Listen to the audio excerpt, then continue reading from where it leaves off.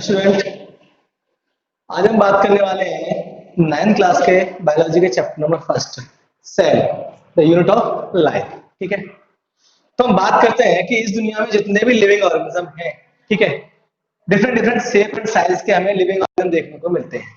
ठीक है, कुछ साइज में बहुत ज्यादा बड़े होते हैं। लाइक अगर हम बात करें धरती पर अगर सबसे बड़े अगर कोई एनिमल है तो सब एलिफेंट जैसे। ठीक है, और अगर सबसे छोटे जिन्हें हम देख सकते हैं तो उसमें चींटी भी हो गई, या और भी उससे छोटे छोटे जो बैक्टीरिया हुए उनसे भी छोटे होते हैं, हम देख भी नहीं सकते इतने छोटे। इट मीन्स एक बैक्टीरिया से लेकर अगर हम एलिफेंट तक की बात करें तो उनका बॉडी कैसे बना। ठीक है, उनकी बॉडी में ऐसे क्या है कि वो उन्हें सरवाइव कर रहा है, एक एलिफेंट को भी, और वो सरवाइव कर रहा है एक बैक्टीरिया को भी। ठीक है, तो उनके बारे में बेसिक स्ट्रक्चर जानने से पहले हम बात करते हैं एक जनरल टॉपिक की। फॉर एग्जांपल ये रूम है मान लीजिए। ठीक है, अगर हम बात करें रूम की, ठीक है, तो रूम बना हुआ किसका है? अगर हम बात करें स्ट्रक्चर रूम का किससे बना, तो बेसिक कंपोनेंट में सबसे पहले अगर कोई आता है तो है ब्रिक्स। बाकी सीमेंट वगैरह तो इसको जॉइंट ईटों को जोड़ने के काम में आते हैं। ठीक है, तो लेकिन ये बना किससे? अगर हम बात करें तो बना ये किससे? ईटों से बना हुआ है। ठीक है, अगर इस रूम से ईटों को हटा दिया जाए, ठीक, तो क्या इस रूम का कोई एग्जिस्टेंस हो सकता है? कभी नहीं हो सकता। इट मींस इस रूम का जो स्ट्रक्चरल यूनिट है, यूनिट का मतलब होता है इकाई। ठीक है, यूनिट बोलते हैं उस सबसे छोटे पार्ट को जिससे फर्दर उसी रूप में और डिवाइड नहीं किया जा सकता। ठीक है, तो उसे हम क्या बोल सकते हैं? यूनिट कह सकते हैं, इकाई कह सकते हैं। ठीक है, तो इस रूम की सबसे छोटी यूनिट है वो क्या है? ईंट है, वृक्ष जिसे हम कह देते हैं। ठीक है, तो इसी प्रकार से एक बैक्टीरिया से लेकर एलिफेंट तक का जो इतना बड़ा शरीर है एलिफेंट का और इतना माइक्रोस्कोप स्ट्रक्चर है बैक्टीरिया का, उनका बॉडी बना कैसे? उनकी बॉडी में आखिरकार सबसे बेसिक यूनिट क्या है? ठीक है, जहां से लाइफ बिगिन हो रही है, जहां से ऑर्गेनिज्म स्टार्ट हो रहा है। ठीक है, that basic unit is known as cell. ठीक है, सेल क्या है? हमारी जीवन की आधारभूत या सबसे छोटी यूनिट है। ठीक है, या कह सकते हैं सेल वो स्ट्रक्चर है जिस सबसे छोटा स्ट्रक्चर जहां से लाइफ स्टार्ट होती है। ठीक है, तो आगे हम बात करेंगे जब हम पूरी सेल को पढ़ लेंगे तो एक इसकी प्रॉपर डेफिनेशन तक हम पहुंच पाएंगे और मेरे प्रॉपर डेफिनेशन समझ में भी आ पाएगी सेल की। तो अभी के लिए हम सेल की डेफिनेशन में सिर्फ इतना जानेंगे सेल क्या है। सेल जीवन की सबसे छोटी इकाई है। ठीक है, और ऐसे सेल्स जैसे जैसे सेल कलेक्ट होती चली जाएगी, लिविंग ऑर्गेनिज्म का साइज बढ़ता चला जाएगा। इट मींस क्या है कि सबसे कम अगर सेल किसमें, एक सेल की बात करें तो बैक्टीरिया में, करोड़ों और लाखों ऑर्गेनिज्म सेल की बात करें तो एलिफेंट की बॉडी के अंदर मिलेंगे। ठीक है, तो जैसे जैसे नंबर ऑफ सेल्स बढ़ रहा है साइज भी इंक्रीज हो रहा है। ठीक है, जैसे जैसे नंबर ऑफ ब्रिक्स हम इस रूम में लगाते चले जाएंगे, ठीक है, जितनी ज्यादा ब्रिक्स लगाएंगे रूम का साइज उतना बड़ा होगा, इतनी कम ब्रिक्स का इस्तेमाल करेंगे रूम का साइज उतना छोटा होगा। ठीक है, तो आइए हम इसी सेल के बारे में स्टडी करते हैं कि सेल आखिरकार है क्या। ठीक है, तो सेल इतना जान लिया हमने, सेल है क्या? यूनिट ऑफ लाइफ है, जीवन की इकाई है, वो स्ट्रक्चर है जहां से जीवन स्टार्ट हो रहा है। ठीक है, अगर सेल को हटा दिया जाए बॉडी से, ठीक है, तो कह सकते हैं कोई जीवन ही एग्जिस्ट नहीं करता। हम कॉमनली ये मान सकते हैं। ठीक है, अगर बॉडी से सेल को हटा दिया जाए, ठीक, तो किसी भी लिविंग ऑर्गेनिज्म का जीवन हो ही नहीं सकता, कह सकते हैं। ठीक है, तो हम बात करें इस सेल को सबसे पहले देखा किसने, ठीक है, और खोजा किसने और कैसे खोजा। ठीक, तो सेल की बात करें, सेल होता क्या है? तो एक तो हम कह सकते हैं सेल यूनिट ऑफ लाइफ। ठीक है, या हम इसको ऐसे भी बोल सकते हैं, ठीक है, सेल क्या होती है? फंडामेंटल यूनिट ऑफ लाइफ भी बोल सकते हैं इसको। फंडामेंटल यूनिट ऑफ लाइफ भी कह सकते हैं इसे। ठीक है, या हम इसको एक और नाम से भी जान सकते हैं। ठीक है, ये तो हो गया unit of life, fundamental unit of life, मूलभूत जो संरचना है जीवन की वो भी क्या है? सेल है। या कह सकते हैं कि structure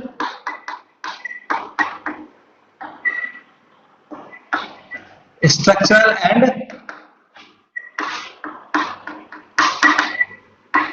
functional unit of life. ठीक है। हम ये भी बोल सकते हैं cell is the structural and functional unit of life. ठीक है। बात आई, अब इसको क्यों कह रहे हैं structural and functional unit of life. ठीक है, तो उसका बेसिक लॉजिक यही है कि फॉर एग्जांपल अगर ये मेरी बॉडी है, ठीक है, अगर मैं इस बॉडी से सारी सेल्स को रिप्लेस कर दूं, हटा दूं, सारी सेल निकाल दूं, ठीक, तो क्या मेरी बॉडी का स्ट्रक्चर पॉसिबल है? कभी नहीं पॉसिबल हो सकता। ठीक है। It means cell is the structural unit of life. ठीक है, क्यों? क्योंकि सारे के सारे लिविंग ऑर्गन बने ही सेल से हैं। ठीक है, तो हम लिख सकते हैं all living organisms are made up of cells। Cell से बने हुए सारे के सारे लिविंग ऑर्गन। ठीक है। बात करें तो फंक्शन यूनिट क्या है? ठीक, तो बात कर लेते हैं, स्ट्रक्चर तो बन गया। अगर मेरी बॉडी में सेल ना हो, ठीक है, तो स्ट्रक्चर ही नहीं है, तो फंक्शन हो क्या सकते हैं? नहीं हो सकते कभी भी। ठीक है। इट मींस मेरी बॉडी में जितने फंक्शन भी हो रहे हैं ना, वो भी सेल के कारण ही है। ठीक है, तो कह सकते हैं इसलिए फंक्शनल यूनिट ही कहलाती है। क्यों कहलाती है? ठीक है, all the function in the body are performed by cell। ठीक है। तो आपका एक क्वेश्चन ये बन गया, ठीक है, why cell is called fundamental unit of life. ठीक है, या क्वेश्चन पूछा जा सकता है आपसे, ठीक है, why cell is called structural and functional unit of life. ठीक है, तो हम कह सकते हैं कि all the living organ are made up of cell and all the function, ठीक है, all the function inside the body are perform by the cell. ठीक है, so we can say that cell is the structural and functional unit of life। ठीक है, तो आपका ये question हो गया है। ठीक है, why cell is called fundamental unit of life। Clear? ठीक है, आगे अगर हम इसकी बात करें तो हमें कुछ और भी इसके बारे में जानना है कि आखिरकार ये सेल को देखा सबसे पहले किसने, खोजा सबसे पहले, इसकी डिस्कवरी किसने की। ठीक है, तो डिस्कवरी ऑफ सेल की अगर हम बात करें, ठीक, तो सबसे पहले अगर हम बात करें दुनिया में सबसे पहले अगर सेल को किसी ने देखा तो क्रेडिट जाता है रॉबर्ट हुक को। ठीक है, तो अगले क्वेश्चन की बात करेंगे, who discovered cell and how. ठीक है, क्वेश्चन की बात क्या है? क्वेश्चन क्या है हमारा? Who discovered cell and how. ठीक है, सेल को किसने और कैसे खोजा। ठीक है, तो बात कर लेते हैं हम, जो जो भी हमारी जो सेल है, ठीक है,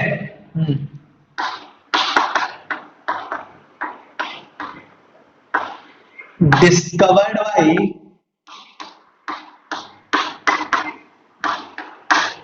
रॉबर्ट हुक। ठीक है, कब खोजा? इन 1665 में खोजा था। ठीक है, कैसे खोजा? इन्होंने, चूंकि सेल जो होती है वो माइक्रोस्कोपिक स्ट्रक्चर होता है, कोई भी मतलब इतना सूक्ष्म कि हम उसे अपनी नेक्ड आई से देख नहीं सकते, हम अपनी आंखों से नहीं देख सकते सेल के लिए। ठीक है, नेक्ड आई से, इसलिए ठीक है, जब इतना छोटा स्ट्रक्चर है तो फिर रॉबर्ट हुक ने इसे खोज कैसे लिया, देखा कैसे। ठीक है, तो रॉबर्ट हुक ने क्या किया, एक माइक्रोस्कोप बनाया खुद से। ठीक है, bye self made compound microscope. Microscope, ठीक है, कंपाउंड माइक्रोस्कोप के द्वारा इन्होंने देखा इसको। ठीक है, क्योंकि हमें पता है सेल क्या होती है, माइक्रोस्कोपिक स्ट्रक्चर है, बहुत छोटा स्ट्रक्चर है, आंखों से देखा नहीं जा सकता। ठीक है, तो इसलिए उन्होंने एक माइक्रोस्कोप बनाया देखने के लिए। ठीक है, बात आई माइक्रोस्कोप तो है ही, लेकिन कंपाउंड माइक्रोस्कोप क्या है? ठीक है, तो हायर क्लासेस में पढ़ेंगे माइक्रोस्कोप के टाइप्स होते हैं। ठीक है, एक होता है सिंपल माइक्रोस्कोप, एक होता है कंपाउंड माइक्रोस्कोप, ठीक है, या लाइट माइक्रोस्कोप कह सकते हैं, और एक होता है इलेक्ट्रॉन माइक्रोस्कोप। ठीक है, ये इनके नाम जो है इनकी विजिबिलिटी या मैग्निफिकेशन, मैग्नीफाइंग पावर के आधार पे रखे हैं। ठीक है, मींस मैग्नीफाइंग पावर का मतलब कौन सा माइक्रोस्कोप किसी माइक्रोस्कोपिक बहुत छोटे ऑब्जेक्ट को कितना बड़ा या कितना बड़ा और क्लियर शो कर सकता है, उसके आधार पे बात करते हैं। ठीक है, अगर हम बात करें सिंपल माइक्रोस्कोप की, ठीक है, वो उनमें एक लेंस लगा होता है, एक लेंस लगा हुआ तो चीजें बहुत ज्यादा स्पष्ट और बहुत ज्यादा बड़ी नहीं दिखाई देती हैं। कंपाउंड माइक्रोस्कोप में क्या होते हैं, दो लेंस लगे होते हैं, ठीक है। तो जो चीजें लाइट माइक्रोस्कोप से देखी जा सकती है उन्हें कंपाउंड माइक्रोस्कोप से देखा जा सकता है, ठीक है। और जो चीजें कंपाउंड माइक्रोस्कोप से भी नहीं देखी जा सकती उनके लिए इलेक्ट्रॉन माइक्रोस्कोप का इस्तेमाल किया जाता है, ठीक है। तो हम बात करें वो हमारे सिलेबस में नहीं है, बस इतना है याद रखिए, मैंने कहा, ठीक है, कि सेल की डिस्कवरी उन्होंने किसके द्वारा की थी, अपने द्वारा बनाए हुए कंपाउंड माइक्रोस्कोप के द्वारा की उन्होंने, ठीक है। किसमें की उन्होंने, इन कॉर्क, ठीक है, कॉर्क में की, या कई जगह इसका अनियन पील भी कह देते हैं, अनियन पील भी लिखा मिलेगा, ठीक है, अनियन, हाँ, पील, ठीक है। प्याज के ऊपर जो ट्रांसपेरेंट देखा होगा, अगर प्याज की कोई भी अगर हम छिलका उतारे तो देखा होगा उसके ऊपर क्या होगा, अंदर के कोई पतीले तो ट्रांसपेरेंट पतली सी एक परत देखने को मिलती है, उससे हम अनियन पील कह देते हैं, ठीक है। तो उसमें उन्होंने देखा, ठीक है, तो उन्होंने क्या किया, और या अनियन पील की एक छोटी सी स्लाइस ली, उन्होंने प्याज से खबरें उतारी, उतारने के बाद में उसका एक छोटा सा टुकड़ा, ट्रांसपेरेंट टुकड़ा लिया और उसको फिर माइक्रोस्कोप के नीचे लगा के उसको स्टडी किया, ठीक है। और जब उन्होंने स्टडी किया तो उन्होंने उसमें कुछ इस प्रकार के उन्होंने स्ट्रक्चर्स देखे।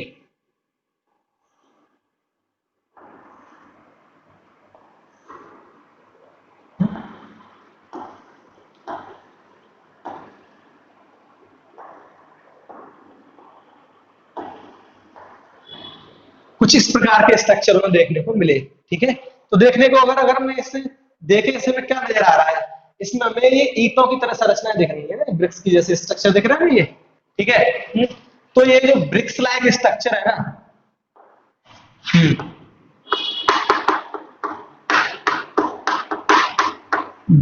ब्रिक्स लाइक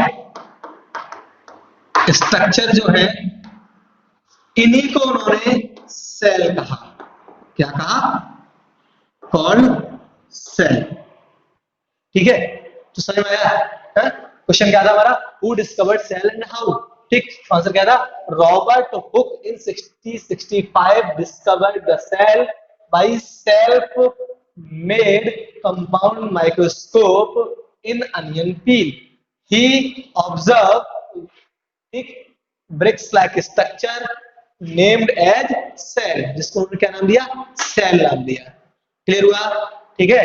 तो ये थी हमारी डिस्कवरी, ठीक। क्योंकि बात कर रहे हैं किसे, अनियन पील या कॉर्क की बात कर रहे हैं, ठीक है।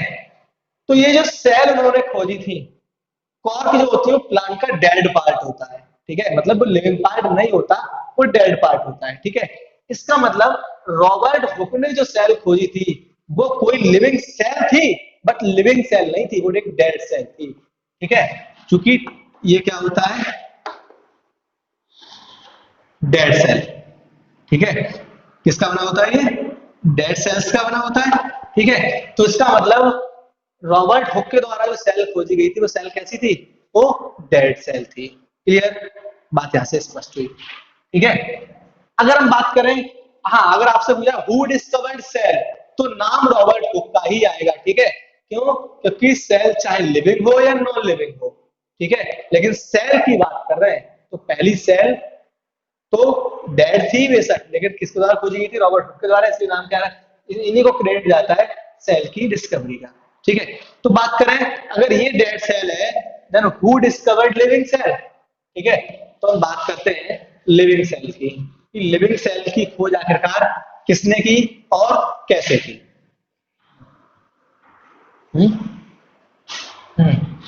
अगर हम बात करें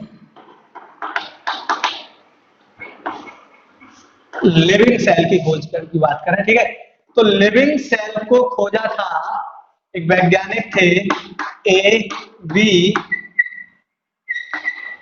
ल्यू वैन हॉक ने, ठीक है। एक वैज्ञानिक हुए ल्यू वैन हॉक, एंटोन वॉन, ठीक है, ल्यू वैन हॉक, इसलिए शॉर्ट में इनको क्या बोल देते हैं, एवी ल्यू वैन हॉक, ठीक है। इन्होंने क्या डिस्कवर किया था, हाँ, इन्होंने डिस्कवर्ड किया था बैक्टीरिया को, ठीक है, याद रखना, bacteria is discovered by A V Leeuwenhoek, A V Leeuwenhoek ने इसको खोजा था, क्योंकि हम जानते हैं बैक्टीरिया सिंगल सेल ऑर्गेनिज्म होता है, क्या होता है ये, सिंगल सेल मतलब एक सेल का बना हुआ लिविंग ऑर्गेनिज्म,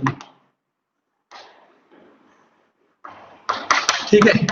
हाँ, सिंगल सेल लिविंग ऑर्गेनिज्म होता है, ठीक है, और वो भी लिविंग है ना, ठीक है, और एक सेल का बना हुआ है, ठीक। तो हम कह सकते हैं कि सेल की खोज का क्रेडिट एंटोन वॉन ल्यूवेनहॉक को जाता है, ठीक है। हम बात करेंगे, हाँ, अगर सबसे छोटे अगर कोई लिविंग ऑर्गेनिज्म है ना, तो बैक्टीरिया ही होते हैं सबसे छोटे, माइक्रोस्कोप के लिए भी होते हैं, कभी एक सेल के बने हुए होते हैं, ठीक है।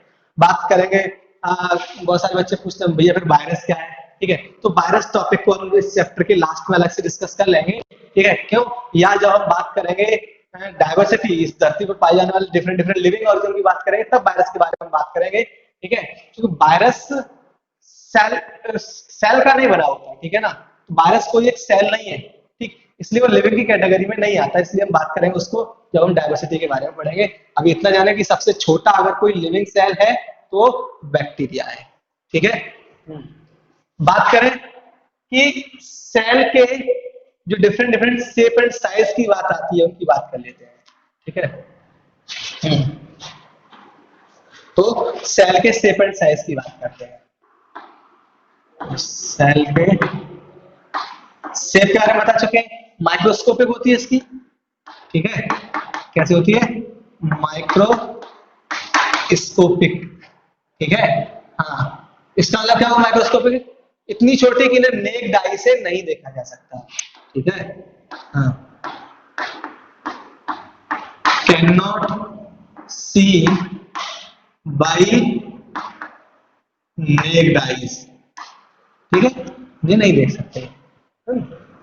साइज की बात है, हाँ ठीक है, ये साइज की बात होगी हमारी, ठीक है। ठीक, तो ये सब कुछ साइज के बारे में हो गया, इतना छोटे होते हैं। शेप की अगर हम बात करें ना, तो इस धरती पे जितने टाइप के हम शेप सोच सकते हैं सेल के, उतने शेप हम कह सकते हैं, उन सारी शेप में बैक्टीरिया एग्जिस्ट कर सकते हैं, ठीक है। चाहे वो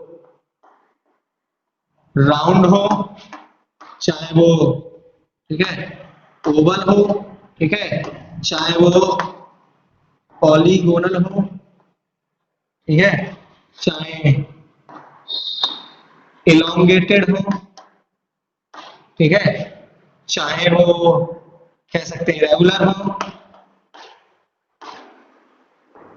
चाहे वो कोमा शेप हो, मीन्स दुनिया का कोई भी शेप, ठीक है, जो भी हम सोच सकते हैं, ठीक, उन सारी शेप में कह सकते हैं सेल एग्जिस्ट कर सकती है, करती है, ठीक है। अगर हम बात करें अपनी बॉडी की बात करें, हमारी बॉडी में तमाम प्रकार की सेल्स है, ठीक है। साइज में एक पॉइंट और हम ऐड करना चाहेंगे, ठीक है। अगर हम बात करें स्मॉलेस्ट सेल की, स्मॉलेस्ट सेल, ठीक है, तो स्मॉलेस्ट सेल का एग्जांपल एक आता है, ठीक है, माइकोप्लाज्मा। क्या आता है, माइकोप्लाज्मा एक लिविंग ऑर्गेनिज्म है, ठीक है, सबसे छोटा। इसको पीपीएलओ के नाम से भी जानते हैं, पीपीएलओ के नाम से भी जानते हैं, ठीक है, जिसका मतलब होता है, हाँ, ल्यूरो, ठीक है, निमोनिया लाइक ऑर्गेनिज्म, ठीक है। ये सबसे छोटा लिविंग ऑर्गेनिज्म होता है, सबसे छोटा। अगर हम बात करें लार्जेस्ट सेल की, ठीक है, लार्जेस्ट सेल की बात करेंगे, ठीक है, तो ऑस्ट्रिच एग सेल, ऑस्ट्रिच की जो अंडे की सेल होती है, एग सेल होती है, वो सबसे बड़ी होती है, ठीक है। हाँ, ऑस्ट्रिच एग सेल ये सबसे बड़ी होती है, ठीक है। अगर हम बात करें लॉन्गेस्ट सेल की, इसकी बात कर रहे हैं, लॉन्गेस्ट सेल की बात करें तो हमारी बॉडी में पाई जाने वाली नर्व सेल, नर्व सेल, ठीक है, ये सबसे लंबी होती है, लगभग 1 से 1.5 मीटर तक इसका साइज हो सकता है, ठीक है। तो हमने तीन ये पॉइंट पढ़े, 3 क्वेश्चन मुझे ले आते हैं, सबसे छोटी सेल, सबसे बड़ी सेल और सबसे लंबी सेल, ठीक है। तो याद रखेंगे, smallest cell mycoplasma, largest cell ostrich egg cell, और लॉन्गेस्ट सेल कौन सी होती है हमारी, नर्व सेल। ठीक है, ये 1 मार्क्स के सारे क्वेश्चंस हो गए हमारे। क्लियर? तो अब सेल के बारे में बहुत कुछ बेसिक नॉलेज हमें हुई कि अलग अलग शेप एंड साइज में कैसे एग्जिस्ट करती हैं। ठीक है, और सबसे छोटी सेल, सबसे बड़ी सेल क्या होती है, ये बेसिक एंड फंडामेंटल यूनिट क्यों कहलाती है, इन सारी चीजों को हमने डिस्कस कर लिया। अब हम इसके बाद बात करेंगे आखिरकार सेल के अंदर क्या क्या होता है। ठीक है, सेल है क्या। ठीक, तो इसको पढ़ने से पहले अगर हम बात करें, ठीक है, तो सेल को डिफाइन करने के लिए एक सेल थ्योरी दी जाती है। ठीक है, लिख सकते हैं हम, सेल डिफाइन किया गया है, सेल को डिफाइंड बाई, एक्सप्लेन्ड बाई, ठीक है, सेल थ्योरी, याद रखेंगे। ठीक है, ये सेल थ्योरी के द्वारा सेल को डिफाइन किया जाता है या एक्सप्लेन किया जाता है। ठीक है, तो हम बात करेंगे सेल थ्योरी है क्या। सेल थ्योरी अलग अलग साइंटिस्ट के द्वारा दी गई और आज भी कह सकते हैं इसके कुछ ना कुछ ड्रॉबैक हमारे पास है। ठीक है, अगर हम बात करें पूरी सेल थ्योरी की तो इसके अंदर कुछ पॉइंट आते हैं। ठीक है, अगर बात करें cell theory is given by Schleiden and Schwann. ठीक है, किसके द्वारा दी गई, सील्डन एंड स्वान के द्वारा। ठीक है, लिख सकते हैं given by Schleiden and Schwann. ठीक है, इन्होंने सेल थ्योरी को दिया बट लेकिन डिड नॉट कंप्लीट इट। ठीक है, वो इसे कंप्लीट नहीं कर पाए। ठीक है, हाँ, but did not complete it, इसे कंप्लीट नहीं कर पाए। ठीक है, तो हम बात करें सेल थ्योरी है क्या। ठीक, तो फिर इसे कंप्लीट किसने किया, तो लिख सकते हैं, हाँ, सो कंप्लीट बाई वैज्ञानिक थे रोडोल्फ बिरचॉफ। रोडोल्फ बिरचॉफ ने सेल थ्योरी को कंप्लीट किया था। बात करेंगे कैसे। ठीक है, तो सेल थ्योरी में 2 पॉइंट है हमारे पास। ठीक है, सेल थ्योरी में, सेल थ्योरी में वैसे तो बहुत लंबी है लेकिन हमारे सिलेबस में है, उन्हीं की पॉइंट की बात करेंगे। सेल थ्योरी में पहला पॉइंट है, ठीक है, वो ये कहता है all the living organism are made up of cells. दुनिया के जितने भी लिविंग ऑर्गेनिज्म है काय के बने हुए हैं, सेल के बने हुए हैं। ठीक है, this statement is given by सीलैंड एंड स्वान। किसके द्वारा दिया गया, ये सीलैंड और स्वान के द्वारा ये कहा गया कि दुनिया में जितने भी लिविंग ऑर्गेनिज्म है, ठीक है, वो किसके बने हुए हैं, सेल के बने हुए हैं। लेकिन जब उनसे यह पूछा गया, ठीक है, हम आपकी बात से सहमत हैं कि दुनिया के सारे लिविंग ऑर्गेनिज्म सेल से बने हुए हैं, तो आप ये बताइए सेल कैसे बनी फिर। ठीक है, तो इसका मतलब Schleiden and Schwann didn't explain that how cell is form. ठीक है, सीलन एंड स्वान ये कभी नहीं बता पाए कि सेल कैसे बनी। ठीक, तो बात आई ये किसने बताया कि सेल कैसे बनी, ये स्टेटमेंट जो है रोडोल्फ बिरचॉफ ने क्लियर किया कि सेल कैसे बनी। ठीक है, और उन्होंने दूसरा पॉइंट दिया और दूसरा पॉइंट देके सेल थ्योरी को कंप्लीट किया। उन्होंने कहा कि एवरी न्यू सेल, हाँ, एवरी न्यू सेल, हाँ, every new cell arise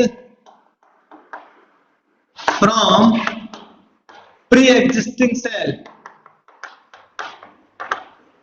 इसका मतलब उन्होंने क्या कहा, जब उनसे बात कहेगी कि बताओ सेल कैसे बनी, तो उन्होंने कहा हम बताते हैं सेल कैसे बनी। उन्होंने कहा प्रत्येक नई सेल पुरानी सेल से बनी। ठीक है, तो ये स्टेटमेंट भी मान लिया गया। लेकिन फिर एक नया क्वेश्चन, एक्सेप्शन अब भी है सेल थ्योरी के। ठीक है, जैसे रोडोल्फ बिरचॉफ ने ये तो कह दिया कि every new cell is arise from या produce from the pre existing cell, पुरानी सेल से बनी। लेकिन फिर पहला क्वेश्चन मेरे पास आया, ये बताओ कि दुनिया में पहली सेल तो कभी ना कभी बनी होगी ना। ठीक है, उसके बारे में बताओ पहली सेल कैसे बनी। ठीक है, तो रोडोल्फ बिरचॉफ ये कभी नहीं बता पाए कि दुनिया में पहली सेल कैसे बनी। ठीक है, तो सेल थ्योरी के एक्सेप्शन की बात करेंगे, उससे पहले एक और इंपॉर्टेंट क्वेश्चन की बात कर लेते हैं। ठीक है, कई कॉम्पिटिटिव एग्जाम में ये क्वेश्चन भी पूछा जा चुका है। ठीक है, रोडोल्फ बिरचॉफ ने ये कहा था ना कि every new sales arise from the pre existing cells. ठीक है, इसको ग्रीक भाषा में, ये तो इंग्लिश खत्म हो गया क्योंकि ग्रीक साइंटिस्ट थे, तो उन्होंने ग्रीक में कैसे कहा उन्होंने, ठीक है, तो उन्होंने कह सकते हैं बाय ए गिवन स्टेटमेंट, इन्होंने एक स्टेटमेंट दिया था, ठीक है, बाय ए स्टेटमेंट, ठीक है, एक स्टेटमेंट दिया उन्होंने, ठीक है, वो स्टेटमेंट मैं यहाँ पे लिखूंगा, ठीक है, उन्होंने कहा कि ओमनिस सेलुला ई सेलुला, ये ग्रीक भाषा का शब्द है, ठीक है, ओमनिस सेलुला ई सेलुला, ठीक है, इसका मतलब यही है जो यहाँ पर लिखा हुआ है, ठीक है, अगर इसका इंग्लिश में ट्रांसलेट करें हम, ये ग्रीक भाषा का टर्म है, ठीक है, कौन सी लैंग्वेज है ये, ग्रीक लैंग्वेज है, मैं लिख देता हूँ यहाँ पर, ठीक है, ग्रीक भाषा का शब्द है ये वाला, ठीक है ना, क्या कहा उन्होंने, ठीक, ओमनिस सेलुला ई सेलुला, इसका मतलब क्या होता है इंग्लिश में, ये लिखा हुआ है every new cell is arise from pre existing cell, ठीक है, प्रत्येक नई सेल एक किससे, पुरानी सेल से बनी हुई है, ये इनका स्टेटमेंट था, ठीक है, तो ये सेल थ्योरी भी बहुत इंपॉर्टेंट है, पूछी जाती है आपसे, ठीक है, अब बात कर ले एक्सेप्शन की, बात कर ले एक्सेप्शन ऑफ सेल थ्योरी की बात करेंगे, तो एक या दो पॉइंट हम केवल इसमें लिखेंगे, ठीक है, तो केवल एक या दो पॉइंट हम लिखेंगे एक्सेप्शन ऑफ सेल थ्योरी पे बात करते हैं, हाँ, एक्सेप्शन क्या है इसके, पहला अभी बताया ना कि कोई भी वैज्ञानिक इनमें से ये नहीं बता पाया था कि पहली सेल कैसे बनी, ठीक है, तो how first cell is form, ये कोई नहीं बता पाया, ये इसका एक्सेप्शन रहा, ठीक है, और कोई भी वायरस को डिफाइन नहीं कर पाया, ठीक है, हाँ, can not define virus, virus को कोई डिफाइन नहीं कर पाया, क्यों, क्योंकि वायरस सेल का बना ही हुआ नहीं है, ठीक है, वायरस सेल है ही नहीं, ठीक है, और ये सेल थ्योरी के सारे पॉइंट केवल केवल उन ऑर्गेनिज्म पे लागू होते हैं जिनकी बॉडी सेल से मिलकर बनी होती है, ठीक है, तो इसका मतलब they can not define the virus, ठीक है, कोई भी सेल थ्योरी किसे डिफाइन नहीं कर सकती, ठीक है, वायरस को डिफाइन नहीं कर सकती, इस प्रकार से हमारी सेल थ्योरी भी कंप्लीट हुई। आज के लेक्चर में पढ़ा क्या, आज के लेक्चर में सबसे पहले बात की सेल की, ठीक है, तो सेल है क्या, हमने समझा था जिस प्रकार से ये रूम है, रूम किसका बना हुआ है, अगर हम बात करें बेसिक लेवल में बात करें कि बिना ईंटों के रूम पॉसिबल नहीं है, ठीक है, फिर अगर मन में आए भैया इसमें सीमेंट भी तो लगा हुआ है, ठीक है, या और भी चीजें लगी हुई है, तो वो केवल और केवल ईंटों को जोड़ने के लिए है, ठीक है, अरेंज करने के लिए है, अगर रूम की बात करें ईंट का बना हुआ है, ठीक है, तो इसी वजह से मैंने बात कही थी कि बैक्टीरिया से लेकर एक एलिफेंट तक का, ठीक है, बॉडी किसी ना किसी की तो बनी होगी, ठीक है, तो जिस चीज की बनी हुई है वो बेसिक स्ट्रक्चर क्या कहलाता है, सेल कहलाता है, ठीक है, फिर हमने बात की थी सेल को फंडामेंटल यूनिट भी कहते हैं, सेल को स्ट्रक्चर और फंक्शनल यूनिट भी कहते हैं, हमने कहा क्यों, क्योंकि हमने कहा कि कोई भी लिविंग ऑर्गेनिज्म सेल के बिना उसका बॉडी का स्ट्रक्चर नहीं संभव, मैंने कहा था अगर मैं अपनी बॉडी से सारी सेल को हटा दूं मेरा कोई एग्जिस्टेंस नहीं बचेगा, मेरा स्ट्रक्चर पॉसिबल नहीं है, इसका मतलब स्ट्रक्चर किसका बना, सेल का बना, मेरे शरीर में फंक्शन हो रहे हैं सारे के सारे, वो सारे फंक्शन किसके द्वारा किए जा रहे हैं, सेल के द्वारा किए जा रहे हैं, इट मींस कह सकते हैं cell is the structure and function unit of life, ठीक है, उसके बाद आई सेल की खोज की बात आई कि सेल को सबसे पहले किसने देखा और कैसे देखा, ठीक है, who discovered cell, who discovered cell and how की बात करी हमने, ठीक है, तो बात की थी हमने सबसे पहले दुनिया में अगर सेल को खोजा तो रॉबर्ट हुक ने खोजा था, कब खोजा था 1665 में खोजा था, किससे खोजा था, उन्होंने अपना एक कंपाउंड माइक्रोस्कोप बनाया, कंपाउंड माइक्रोस्कोप के बारे में बताया जो कि लाइट माइक्रोस्कोप से ज्यादा अच्छा देख सकता है चीजों को, छोटी चीजों को, ठीक है, तो उसके द्वारा देखा उन्होंने, किसमें देखा उन्होंने, कॉर्क में देखा, क्या देखा उन्होंने, ब्रिक्स लाइक स्ट्रक्चर, कई जगह हनीकॉम्ब लाइक स्ट्रक्चर भी दिया होगा, ठीक है ना,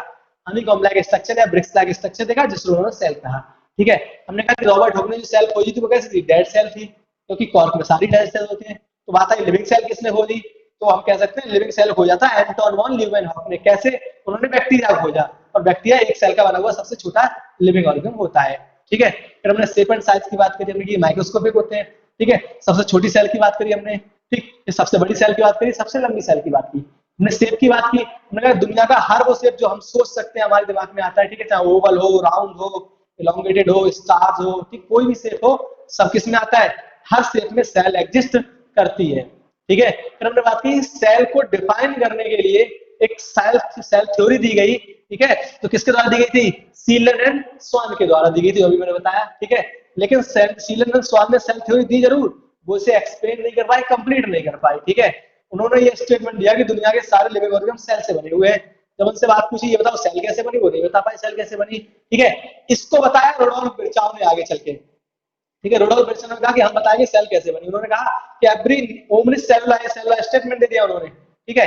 ग्रीक भाषा का शब्द था ओमनिस सेलुला ई सेलुला। इसका मतलब क्या होता है, every new cell arise from the pre existing cell, प्रत्येक नई सेल अपनी पुरानी सेल से बनी है, ये बात उन्होंने कह दी, ठीक है। फिर भी अभी कुछ अनसुलझे सवाल रह गए, ठीक है, वो एक्सेप्शन में आ गए हमारे। जैसे उन्होंने ये तो बात कह दी प्रत्येक नई सेल पुरानी सेल से बनी, फिर बात आई सेल कैसे पहली सेल कैसे बनी, वो कोई नहीं बता पाया कि पहली सेल कैसे बनी उस समय, ठीक है। फिर बात आई वायरस को सेल थ्योरी एक्सप्लेन नहीं कर सकती, क्योंकि सेल थ्योरी केवल उन्हीं लिविंग ऑर्गन पे लागू होती है जो सेल के बने होते हैं, जबकि वायरस सेल नहीं होती, वायरस के अंदर सेल ही नहीं होती, ठीक है। तो इस प्रकार से हम कह सकते हैं सेल थ्योरी तक के हमने बहुत कुछ कॉन्सेप्ट क्लियर किया। यहाँ तक पढ़ने के बाद आप कोई भी डाउट है कमेंट सेक्शन में छोड़ देना, ठीक है। नेक्स्ट क्लास में, नेक्स्ट लेक्चर में हम पढ़ेंगे कि सेल के अंदर क्या क्या होता है, ठीक है। सेल कैसे स्ट्रक्चर बनाता है, बॉडी के अंदर कैसे फंक्शन करता है, सेल के अंदर क्या क्या होता है, उनके कंपोनेंट क्या होते हैं, उन सारी चीजों के बारे में हम डिटेल डिस्कशन धीरे धीरे नेक्स्ट क्लास में करेंगे। Thank you.